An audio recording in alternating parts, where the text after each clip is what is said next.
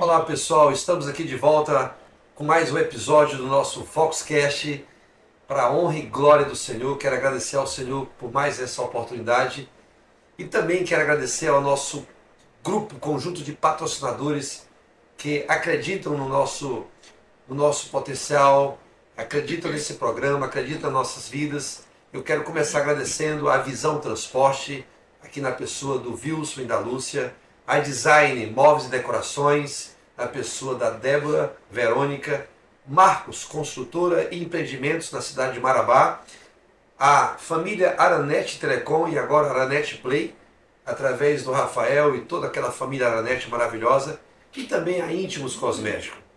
Inclusive, esse casal esteve conosco no episódio 17, que arrasaram aqui. Foi algo maravilhoso, né, pessoal? Quero agradecer ao Ezerhal e a Ruth Nilce por isso. E também a melhor ótica de Araguaína, a Ótica Vision, através da nossa querida irmã Rose. E também o Dr. Jairo, formado em Medicina Integrativa, que atende lá pela cidade de Xinguara, Marabá e também online. Se você quiser emagrecer, se você quiser receber alguns injetáveis, hormônios, procure o Dr. Jairo, ele é especialista nesse assunto. E também a Hiperfarma, através do Daniel e também da doutora Poliane. Muito obrigado por vocês também contribuírem e fazer parte desse acervo de patrocinadores. E por último agora, nós ganhamos aqui mais um parceiro, que é a Renovar Recapagem. Muito obrigado, Vasteli, por também acreditar nos nossos sonhos. Deus abençoe cada um de vocês em nome de Jesus. E sem perca de tempo, hoje nós temos a honra, né, meu amor, de receber uma grande mulher, cuja história é um verdadeiro testemunho de fé, perseverança e entrega a Deus. Najara Marinho. Ela é esposa de Altamiro Júnior, filha de Ana Soares e mãe do Enzo Gabriel. Ela é cirurgiã dentista há 19 anos, servidora pública, empresária, pecuarista e, acima de tudo, uma serva do Deus vivo. Ainda jovem, Najara enfrentou desafios que pareciam impossíveis. Passou por cirurgias delicadíssimas, lidou com o medo da esterilidade e se lançou no desconhecido da fertilização in vitro. Mas ela tinha uma promessa e ela decidiu crer. E foi assim que ela viveu um dos seus maiores milagres da sua vida. O seu filho foi gerado no ventre de sua mãe, ou seja, na avó do Enzo. Ou seja, é algo maravilhoso, tornando-se um caso inédito aqui para o nosso estado. Najara anunciou a vinda do Enzo e todos nós ficamos felizes com isso. Então, em seguida, ela renunciou à sua profissão para se dedicar à família, entendendo que esse era o seu maior ministério. Seu testemunho, pessoal, nos ensina de que Deus está no controle de tudo. Eu já começo a me emocionar porque é fantástico ouvir uma história dessa. E que a oração, a fé, movem montanhas. E que quando confiamos nele, o impossível acontece. Amém. Seja muito bem-vinda, Najara Marinho. Meu amor, estamos ansiosos para ouvir mais de sua história, dessa mulher incrível. Eu gostaria que você a entrevistasse. E para nós é uma honra ter você aqui, Najara. Não é isso, meu amor? É você isso. conhece ela. E quem é essa Najara, né? Vamos perguntar isso para ela. Como se aproxima o Dia Internacional da Mulher, nós desejamos trazer uma mulher que falasse de fé, né? Uma mulher que tivesse experiências poderosas com Deus. E a Najara é essa pessoa, né? Que conheceu o Senhor e que experimentou coisas extraordinárias.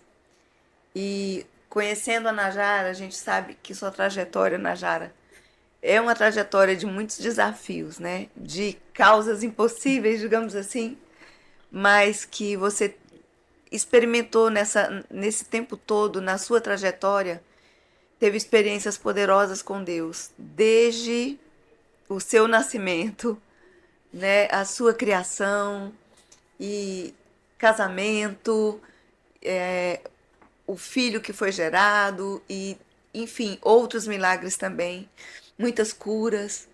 Então, nós queríamos abrir esse podcast simplesmente te ouvindo, né? Vai ser um podcast diferente, que nós não vamos ficar lançando perguntas, porque Deixa ela à vontade. Né? deixar a Najara falar, né, daquilo que Deus fez realmente na vida dela.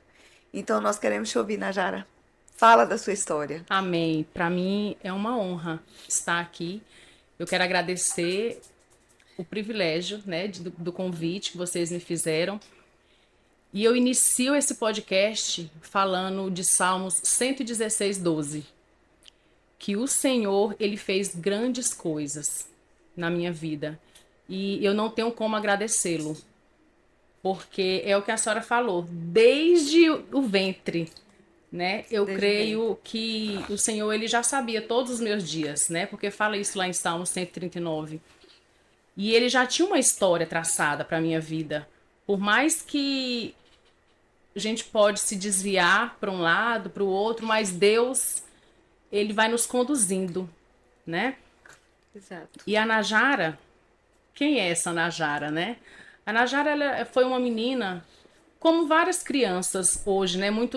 Infelizmente, isso é muito normal, muito natural. Nós não termos uma paternidade, nós não termos uma criação que seria o correto, né? Uma criação com uma base sólida, com ensinos, com fundamentos. O padrão, pai, mãe, né? E eu fui uma criança sou filha de mãe solteira. Minha mãe trabalhava muito, a nossa condição era bem pouca mesmo. E eu fui criada nas casas. Minha mãe, para trabalhar, ela me deixava hoje na casa de um, na casa de outro. E chegava ao ponto de, às vezes, os tios nem queriam mais que eu ficasse nas casas, né? Eles mantinham a porta fechada e minha mãe deixava só eu e a sacolinha na esquina da casa e saía. Eu ficava lá esperando, batendo, até eles me aceitarem, né? E assim foi a minha infância.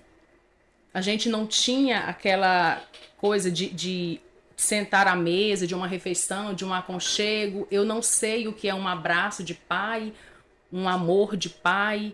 Eu não sei o que é um amor físico, que eu quero dizer, de pais, né? Porque a minha mãe vivia trabalhando e eu não a julgo. Eu creio que com isso o Senhor foi formando o meu caráter. Porque nós temos duas opções nas nossas vidas quando acontece alguma coisa, né? Você vai ou pelo caminho do bem ou pelo caminho do mal.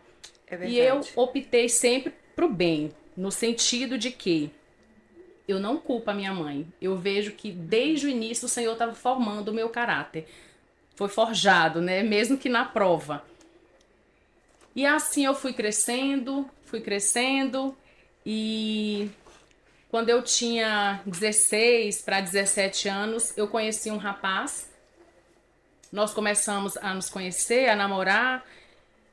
E uma coisa que me chamou assim muita atenção é que o primeiro presente que ele me deu foi uma Bíblia. E naquela época, a Najara era uma menina que gostava de dançar, vivia em festa. Era assim, muito, né, alto astral, daquela vibe assim.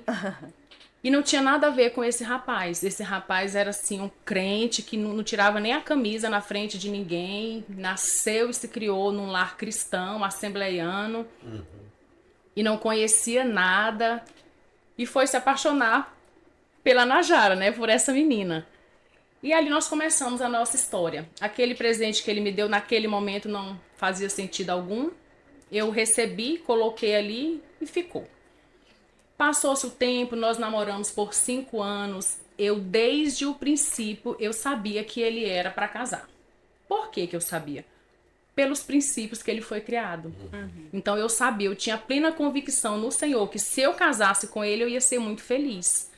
Porque ele sempre foi um rapaz muito respeitoso, a criação que ele teve, os princípios, o temor que ele tem do Senhor, sempre me chamou muita atenção, apesar de eu não conhecer esse Deus ainda. E aí nós namoramos e começamos a pensar em casamento, né?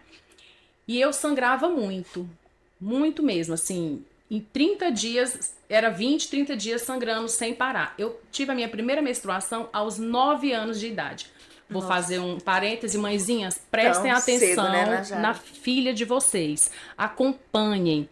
Mesmo que vocês não tenham tempo, porque hoje a vida é muito corrida, mas quem cuida das suas filhas, pedem para olhar. Porque, pastora, o que acontece? Nossa. Eu não tive um acompanhamento. Então, assim, eu menstruava, chegava ao ponto que descia coágulos. Nossa. Coágulos, assim, desse tamanho, que quando descia, eu caía, assim, quase desmaiando, fraca, tremia, a minha pressão baixava. Mas por não entender, eu achava que era Normal, normal, né? né? Que era a menstruação normal. Sentia muitas dores, eu tinha muitas cólicas, mas vida que segue, né? E nós continuamos e continuamos. E um certo dia eu já estava assim quase formando na faculdade. Eu fui fazer uma consulta, porque eu sempre tive muita espinha. E aí as coisas foram melhorando. Não, vamos procurar um tratamento, né, para amenizar. E foi daí que nós descobrimos o real problema que eu tinha. Nossa. Nós fomos numa consulta com uma dermatologista. Chegando lá nessa consulta, ela pede vários exames, né? Dentre eles, o hemograma completo. E eu fiz. Minha mãe pegou, ela trabalhava ainda na época, né? Pegou esses exames e levou para um amigo dela olhar. Ele olha, ela não falou que era de quem era, né? Só mostrou os exames. E ele olhando, ele falou assim: Ana, mas essa paciente, essa pessoa, ela tá acamada, né? Porque com esse resultado de exame, não Nossa. levanta. E a minha mãe estranhou, falou, não. Aí ele, olha, se eu fosse dar um diagnóstico, era leucemia, porque tá muito alterado esses exames. Nossa. Aí a minha mãe falou, não, doutor, essa aqui é a minha filha, a Najara, e, né, Aham. muito animada, não, ela não tem problema nenhum. Aí ele, Ana, investiga, não tá normal, esses exames tá tudo alterado. E aí com isso nós levantamos um dinheiro, porque a vida não era fácil, né? Conseguimos levantar o dinheiro e eu fui consultar com a minha mãe. Chegando na consulta, e o médico falou assim, vamos fazer uns exames, tal, fiz fazer uma ultrassom. Na ultrassom, ele, antes de começar, só quando eu deitava, a minha barriga já fazia uma elevação assim, tipo barriga de 6 meses. Nossa. E eu pesava na época 47 quilos, ou seja, eu não tinha Nossa. nada de barriga, eu era retinha. Se eu ficasse em pé, como eu sempre gostei de roupas folgadinhas, ninguém percebia. Mas quando eu deitava, fazia essa elevação. E era palpável, bem dura, bem dura. Só que por não Nossa. ter um acompanhamento, o que acontece? Eu pensava que era prisão de ventre. Ah. Partilhava com algumas pessoas, com a minha mãe não é prisão de ventre. Vivia tomando chá de boldo. E aí, nessa consulta, quando nós entramos, o médico falou assim, Deus queira que seja uma gestação, né? Nossa. E aí, assim, namorando ainda, né? Eu ficava, meu Deus, não pode, né? Assim, não era o momento. E quando terminou os exames, ela falou que era mioma. Até então, beleza, porque assim, mioma é uma coisa normal, né? Assim, a maioria das mulheres tem miomas, mas até ao ponto que não te prejudique tanto que você tenha hemorragias Sim. tão grandes quanto as que eu tinha. Que era o seu né? caso, né? E nós começamos a investigar. E aí o útero estava todo tomado de miomas. Todo. Isso que idade, Najara? Eu tinha uns 20 anos, 20 mais ou anos, né? menos. 20 para 21, por aí. Muito novinha, né? E bem na idade fértil, né? Assim. Aham. E eu lembro que nós começamos a fazer um tratamento que nos foi proposto da época. Um tratamento muito invasivo. Eram umas agulhas, pastora, enorme assim, que eu não me recordo o nome da medicação, mas a injeção que eu tomava, vinha direto assim na barriga. É Nossa. como tipo se fosse para atingir direto o mioma, assim, sabe? Sim, sim. Uma semana, eu não sei se era semanal ou mensal, não me recordo mais, mas sei que era de um lado com uma injeção, depois do outro lado a outra injeção. Fizemos um tratamento muito invasivo, muito doloroso. Nossa. Fazia hemogramas praticamente toda semana, porque para acompanhar, porque a minha anemia era, né, tomando muitas medicações, Constante anemia. tudo. Acompanhava por ultrassom e de nada adiantava. Medicação não fazia efeito e não tinha como ter tanto mioma porque pela idade, porque normalmente esses miomas dá em pessoas assim com mais de idade, né? 40, 50, né? Assim vai mais e não para uma jovem, né? Tão jovem, uma pessoa tão jovem. Aí esse tratamento não deu certo. Então o que que nós partimos para fazer uma miomectomia? Passei pela primeira cirurgia, Nossa.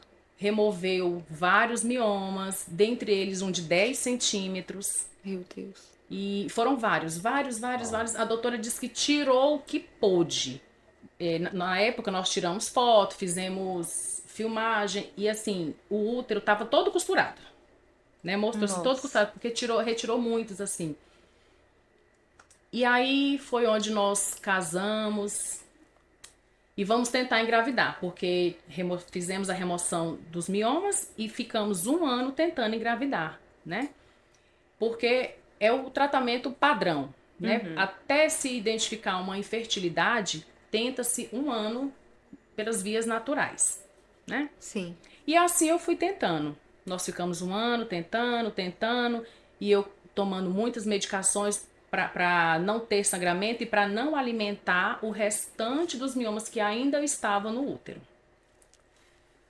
Não deu certo as medicações, não conseguimos engravidar com esse 1 ano e fomos investigar o que estava acontecendo, né? E partimos para Goiânia. E lá descobrimos que um tratamento que na época, há 13, 14 anos atrás, chamava-se embolização. Algo novo, ninguém se ouvia falar, nós pesquisamos na internet e fomos para fazer esse tratamento. Chegamos na clínica, eu sou alérgica a muitas coisas, né? E aí tinha que fazer eu esqueci agora o nome que se dá, um contraste. Sim. Né? Para fazer a ressonância, para colocar o cateterismo, tinha que fazer um contraste. E eu nunca havia feito esse contraste. E aí a minha mãe ficou preocupada de dar alguma reação alérgica e ela solicitou a presença do médico para fazer esse exame, né? E não tinha um médico na hora, ele estava com outra paciente.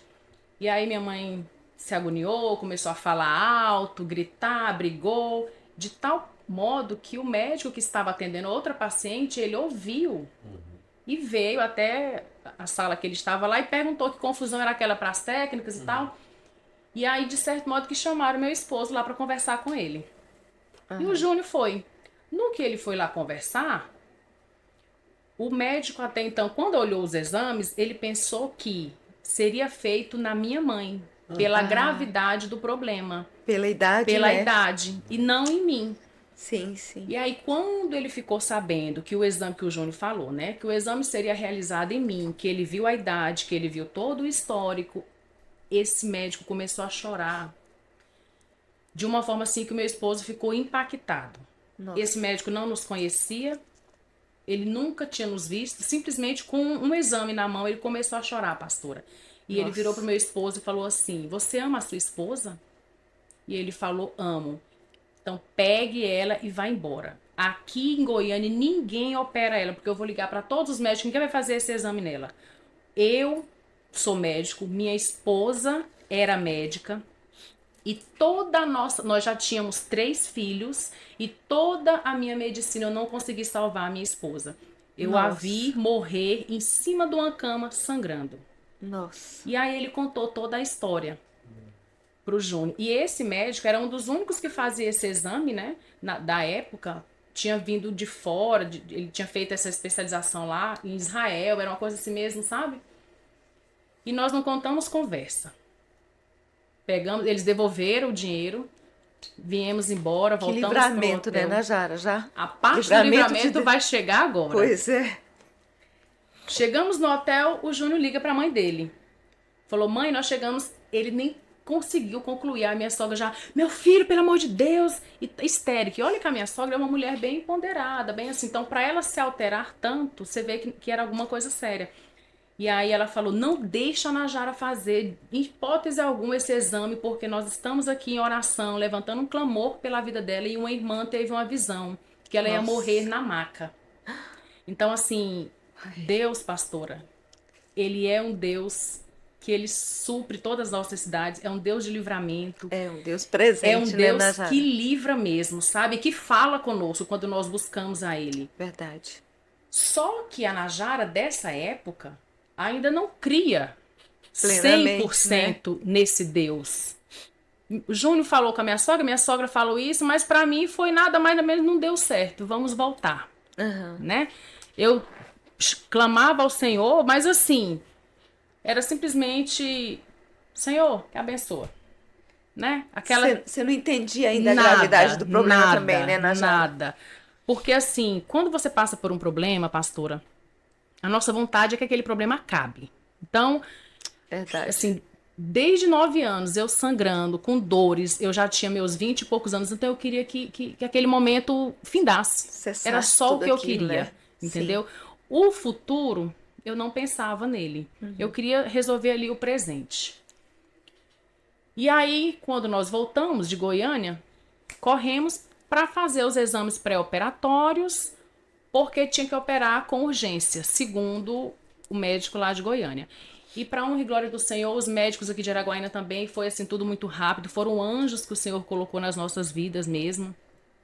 Tudo ficou pronto com muita rapidez e nós fomos para o centro cirúrgico. E quando nós estávamos adentrando o centro cirúrgico, minha mãe estava de um lado e o Júnior do outro. E aí eu lembro que eu virei para ele e falei assim: amor, e a nossa família? E os nossos filhos? Aí ele virou para mim e falou assim: amor, eu casei com você. Eu te amo. Vamos viver o agora. O depois a gente pensa. Uau. Eu quero você. Amém. E a minha mãe aqui do meu lado, chorando, e entrou comigo, e até então não se falava em outro assunto, né? Era resolver aquele problema. E entramos ali no centro cirúrgico, e graças a Deus, eis-me aqui para contar a história, né? Mas Graças assim, a lá Deus. ainda teve mais provas, né? Porque, segundo a minha mãe, eu passei muito mal. Os médicos quiseram tirar ela da sala porque temiam o pior. Eu tive que tomar muitas bolsas de sangue. Enfim, não foi um momento fácil ali no centro cirúrgico. Mas eu creio, pastora, que o Senhor ele já tinha um propósito na minha vida. Não era Com para eu ter certeza. morrido Com certeza. quando eu fui em Goiânia. Não morri quando eu fiz a esterectomia. Aham. Então, assim, Deus, ele sempre me livrou. Ele sempre teve um cuidado de pai para Glória a comigo, Deus. né? E aí eu fui para a sala de recuperação pós-cirurgia e recuperei, fomos pro quarto. E ali, quando eu tava já ciente de tudo, né? Eu ergui o lençol. Quando eu ergui, a minha barriga, que até então era assim quando eu deitava, e como eu tinha o desejo de engravidar, inconscientemente eu já pegava e já me sentia mãe. Aham. Assim, eu não sei nem explicar. Mas assim, eu já tinha uma barriga de gestante. Aham. Então, assim, e toda mulher quer ter um filho. Então eu já ficava assim com aquele pensamento, né? E aí, quando eu ergui aquele lençol, a minha barriga fez assim, uma depressão, literalmente. Que esses ossinhos, assim, eles apareceram. Apontaram. E a minha barriga, o corte foi assim, na vertical, né? Vertical. Enorme, na barriga toda. Eu me senti mutilada. Arrancaram um Foi pedaço de mim. agressivo, né? Demais. Então, naquele momento, foi onde eu vi que ali tudo acabara. Ali eu não ia mais conseguir gerar. Ali acabou todas as minhas possibilidades, porque eu não tinha mais útero. Aham. Ali não tinha mais como eu ter um filho. Porque até então, antes de eu fazer a cirurgia, todas as consultas que nós íamos, os médicos falavam assim, olha, a possibilidade dela gerar é pequena, mas Ainda tinha uma ainda tinha uma esperança, né? esperança, né? Talvez você não consiga. Então, assim, as palavras sempre foram palavras negativas, mas ainda tinha esperança. Mas quando você se depara sem o útero, não tem mais como gerar, é impossível. E ali eu guardei aquele rancor, aquela angústia, aquele medo, Aham. aquela revolta só comigo. E vida que segue, passou um tempo. Minha mãe vira pra mim e fala assim: minha filha, eu vou gerar pra você Olha. aos 56, 55 anos, É. né? E naquele momento, quando ela falou assim, eu vou gerar pra você,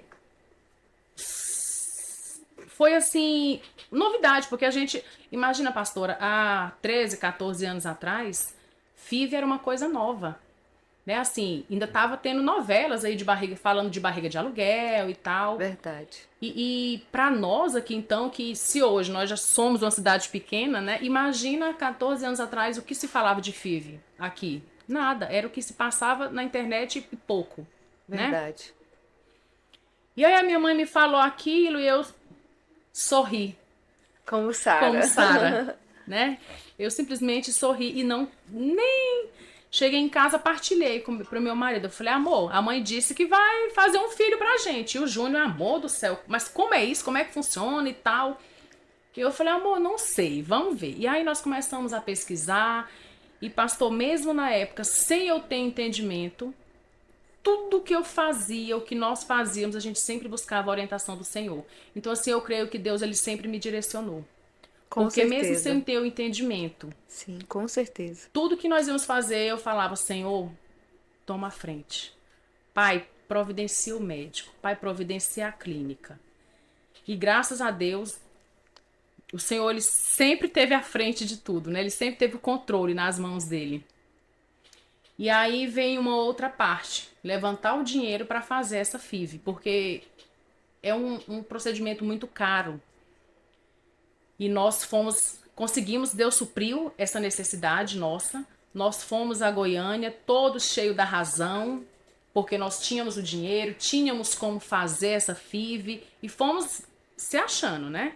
Chegamos lá, fizemos todo o tratamento.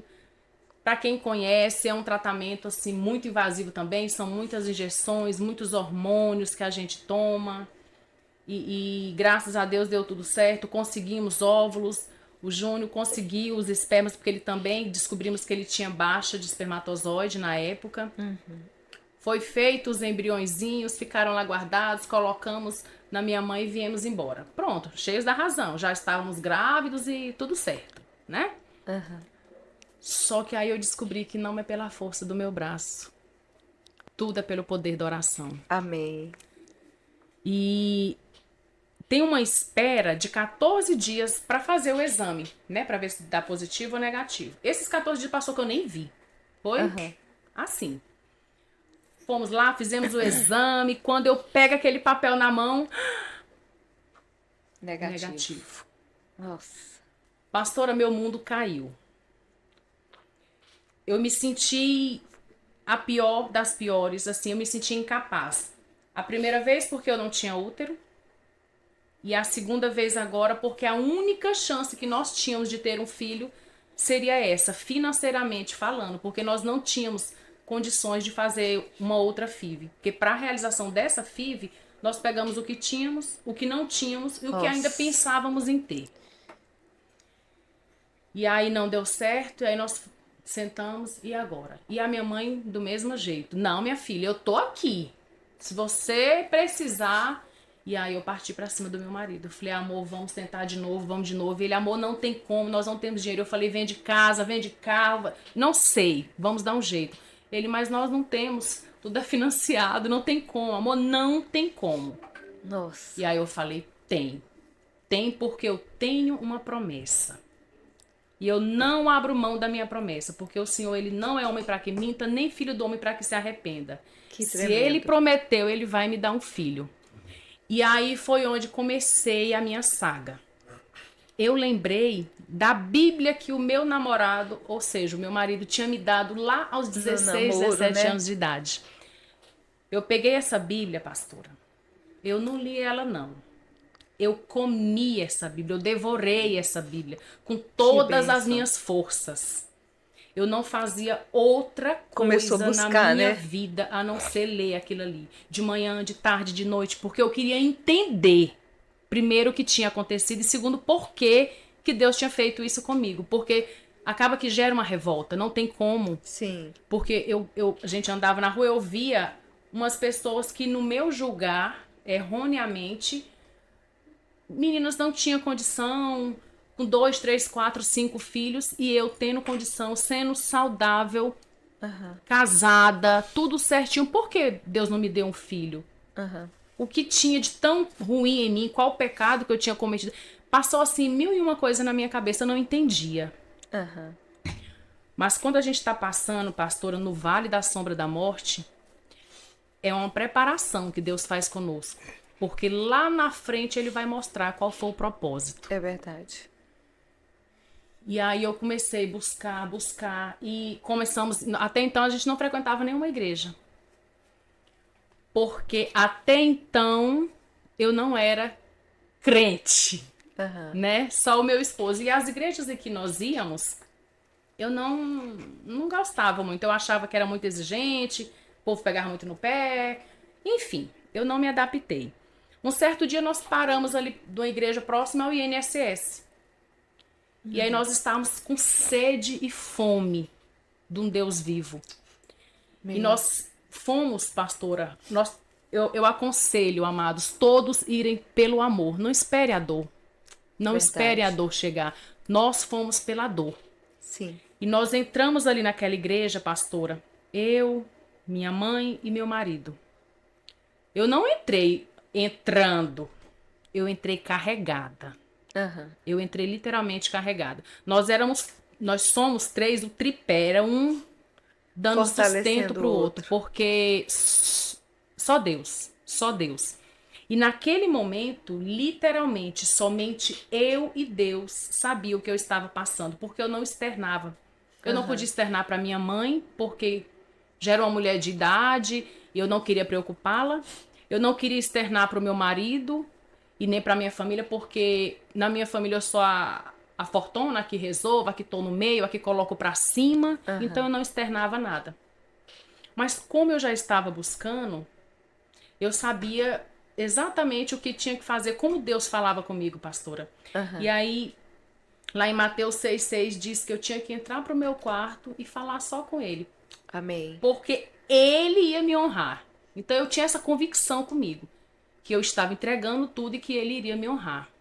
Eu estava falando com ele, conversando com ele, então ele tinha que me honrar de alguma forma, porque eu estava buscando, né? E a palavra do Senhor diz que bater e abrir-se-vos-á, buscar e achá-los-á. Então, assim, Deus tinha que olhar para mim em algum momento. De alguma forma. De alguma forma, porque eu estava indo atrás, né? Sim, sim. Então, eis que estou à porta e bato, eu já tava batendo, eu já tava...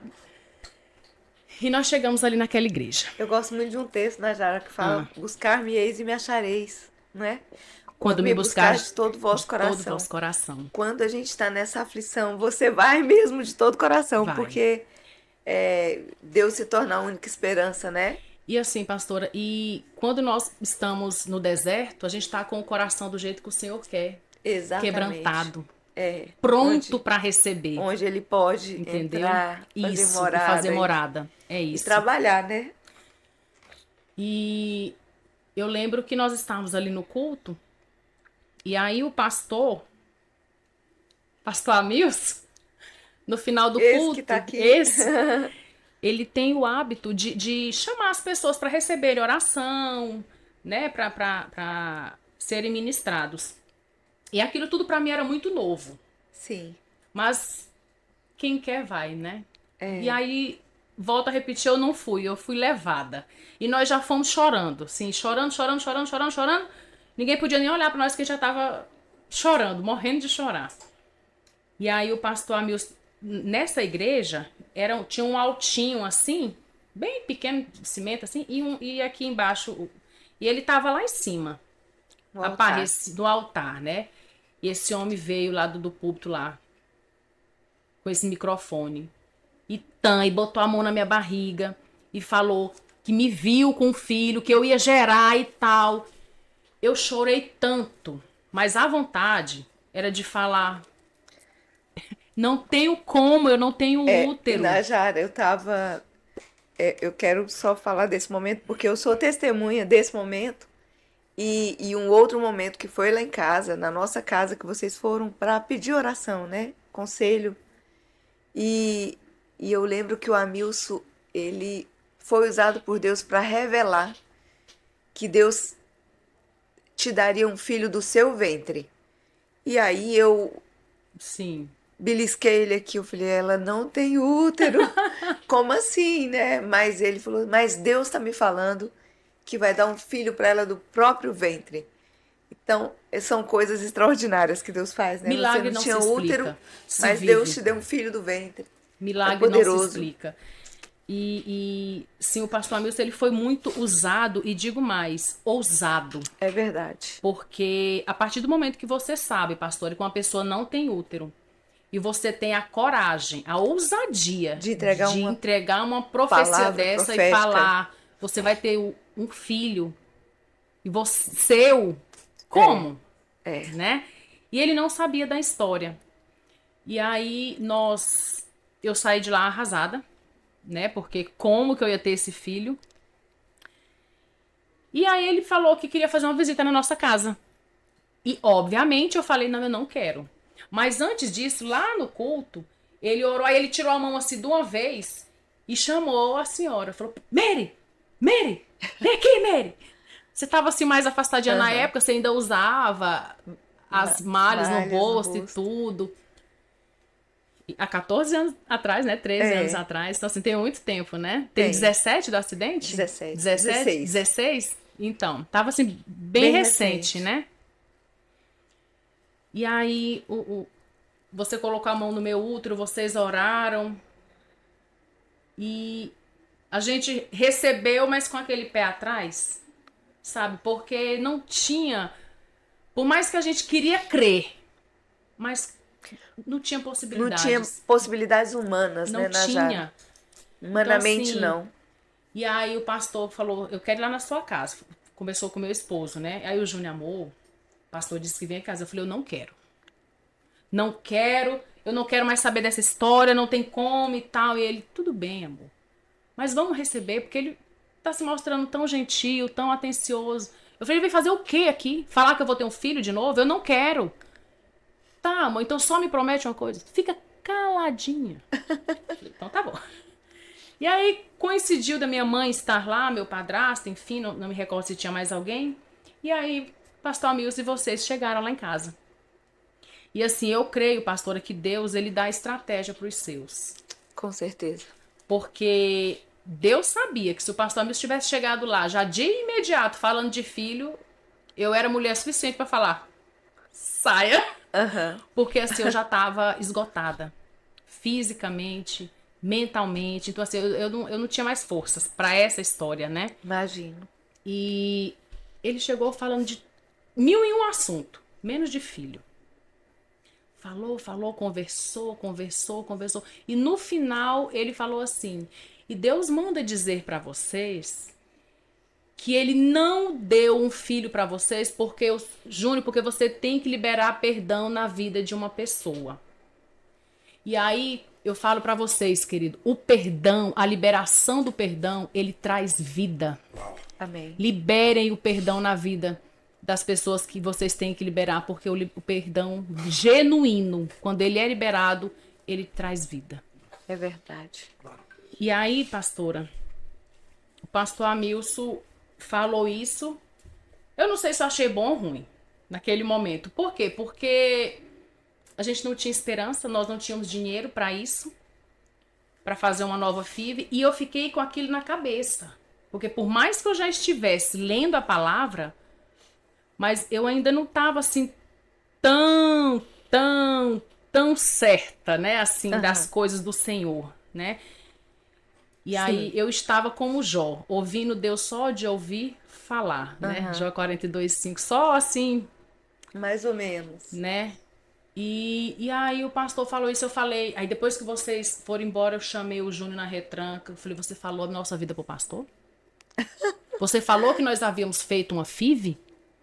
Ele, amor, eu não falei. Eu falei, falou? Como é que ele sabe? Como é que ele sabe? Amor, eu nem conheço e não sei o que e tal. Aí eu falei, pois a culpa é sua de nós não termos um filho. Por que você não liberou perdão? E aí nós tivemos ali a primeira vez, um conflito. A primeira vez. E aí eu coloquei ele na parede, né? Eu falei, ó, vamos fazer de novo. Eu quero um filho, porque Deus me prometeu e a culpa é sua. E aí nós levantamos um dinheiro novamente, Deus proveu, assim, mais um milagre na nossa vida financeira.